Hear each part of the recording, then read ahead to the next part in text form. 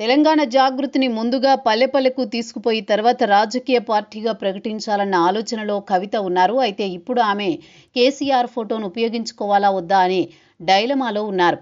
KCR BRS party president. ఆయన photo తాను జాగృతి రాజకీయ పార్టీగా మార్చిన తర్వాత ఆయన ఫోటో ఉపయోగించుకోవడం సముచితంగా ఉండదని నిర్ణయానికి వచ్చినట్టుగా తెలుస్తోంది.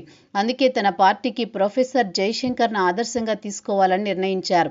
కవిత నియోజకవర్గాల వారీగా పర్యటించేందుకు ఏర్పాట్లు చేసుకుంటున్నారు. తెలంగాణలో స్థానిక ఎన్నికలపై స్పష్టత లేదు. అవి వచ్చినా స్థానిక నాయకత్వాన్ని ఇంకా సిద్ధం చేసుకోలేదు కాబట్టి పోటీ చేయకపోవచ్చు. ఆ ఎన్నికలు పార్టీ రహితంగానే జరుగుతాయి. అందుకే వచ్చే అసెంబ్లీ ఎన్నికలపైనే ఫోకస్ చేసి ముందుగా జాగృతిని బలోపేతం చేయాలనుకుంటున్నారు.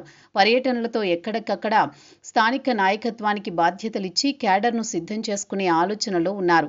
తెలంగాణ రెండో దశ ఉద్యమాన్ని నడిపించింది కేసీఆర్ అయినా కేసీఆర్ నడిచింది మాత్రం ప్రొఫెసర్ జయశంకర్ సలహాలతోనే. తెలంగాణ సమాజం అంతా జయశంకర్ సార్ అని పిలుచుకుంటుంది. జాగృతిని ప్రారంభించాలని చెప్పిందే ప్రొఫెసర్ జయశంకర్ అని కవిత చాలాసార్లు చెప్పారు. అందుకే ఆయన ఫోటోతోనే తన రాజకీయాలు చేయాలని కవిత నిర్ణయించినట్టు తెలుస్తోంది.